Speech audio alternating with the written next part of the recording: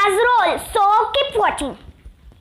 सीते, मी तुझ्यावर इतकं प्रेम करतो की तुझ्यावर हात नाही उगारू शकत, आणि जिला लंकेची सम्राज्ञी बनवायचं आहे, ज्या शक्तीची तू घविन करत आहेस त्या शक्ती तुझ्या पापकर्मामुळे कलंकित आणि भ्रष्ट झाल्या आहेत. फक्त शक्तीच नाही तर प्रत्येक शक्तीला वरदान देणारे ब्रह्मा आणि शिव सुद्धा तुझ्या पापाने कलंकित झाले आहेत.